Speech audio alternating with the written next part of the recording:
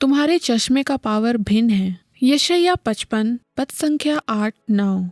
मेरे विचार और तुम्हारे विचार एक समान नहीं है। मेरे और तुम्हारे सोच विचारों में आकाश और पृथ्वी का अंतर है।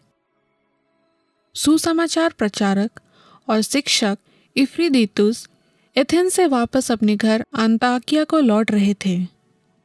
इसी दरमियान उन्हें एक यात्री दिखा जो एक पैर से लंगड़ा कर चल रहा था। परिचय पूछने पर उस यात्री ने कहा, मैं अथेने नगर का रहने वाला हूँ और लूस्त्रा को जा रहा हूँ।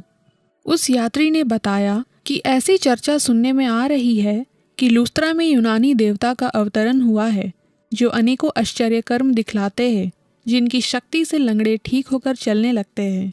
मैं उन्हीं देवता के दर्शन करने जा रहा हूँ ताकि मैं भी अपने लंगड़ेपन से स्वस्थ होकर दौड़ सकूं। इफ्रीदीतुस समझ गया कि यह लंगड़ा यात्री पौलुस और बरनाबस के बारे में बात कर रहा है। इफ्रीदीतुस ने उस यात्री से कहा, प्रिय भाई, जिन्हें तुम यूनानी देवता कह रहे हो उन्हें मैं पहचानता हूँ और उनके पास पहुँचने में मैं तुम्हारी मदद करूँगा। अभी लूस्त्रा यहाँ से बहुत दूर है और सूरज ढलने वाला है, इसलिए रात्रि मेरे घर पर व्यतीत करो। सुबह मैं आपको लेकर लूस्त्रा चलूँगा। इफ्रीदीतुस ने उस लंगड़े यात्री को अपने घर लाकर बहुत सत्कार किया। उसने शयन कक्ष में उत्तम मुलायम बिस्तर दिया और स्वादिष्ट भोजन तैयार किया। खाने की मेज पर सब तरह के स्वादिष्ट व्यंजनों को सजाया और यात्री को मेज पर बैठा कर कहा, अथेनेवासी भाई, आइए अब हम परमेश्वर को धन्यवाद देंगे और फिर भोजन करेंगे। यात्री ने कहा, धन्यवाद किस लिए? इफ्रीदीतुस ने कहा, परमेश्वर ने तुम्हें यहाँ तक सुरक्षित पहुँचाया, रात्रि विश्राम का अच्छा प्रबंध किया, अच्छा भोजन उपलब्ध कराया, लूस्त्रा तक पहुँचने का माध्यम दिखाया। इन सब बातों के लिए धन्यवाद देना है।